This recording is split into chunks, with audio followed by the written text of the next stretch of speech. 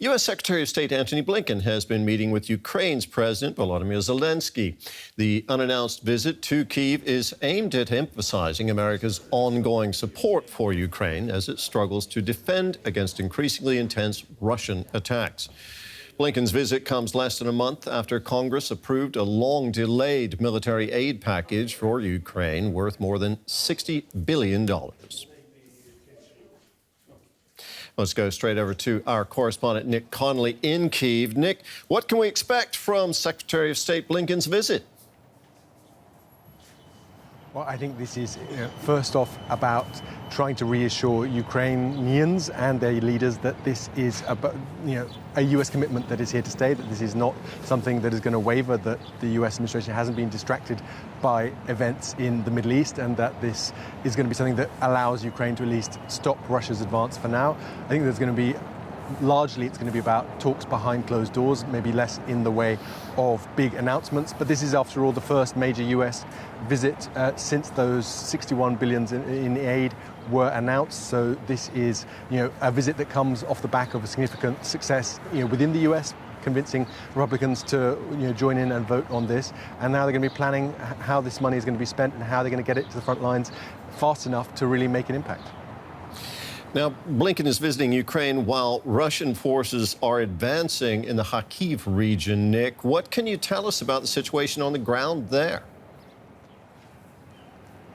It's pretty difficult to get a kind of up-to-date handle on what's going on. Lots of these places, the mobile internet, mobile phone connection is severely restricted or doesn't work at all. So there have been cases in recent days where villages were assumed to be under Russian control, and then once the connectivity came back, they realized that the Ukrainian army was still there. So, from a kind of outside perspective, not being able to access those regions, it is very difficult. But certainly Russia is pushing forward, is taking more of these villages very close to the border, it has to be said. So it's basically like a long strip along the border, and is now trying to take the city of Vovchansk, which is only about 5 kilometers from the border.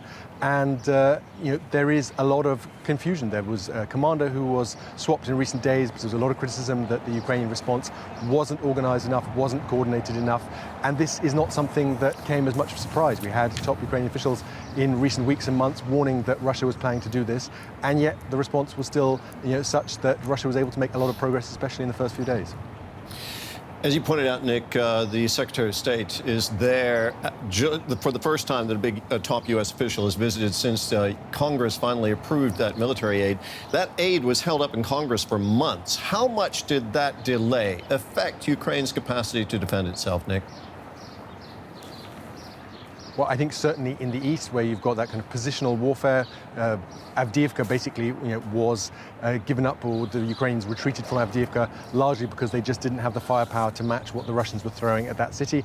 And you've had top U.S. officials admitting that basically had U.S. aid come earlier, then Avdiivka would probably still be in Ukrainian hands.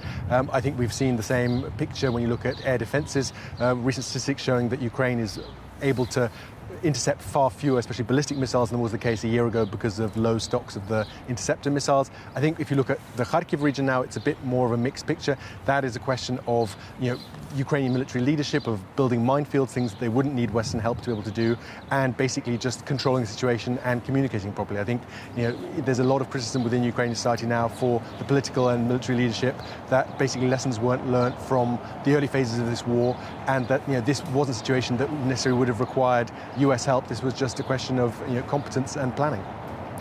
Nick, thank you very much. Our correspondent Nick Connolly there in Ukraine's capital, Kyiv.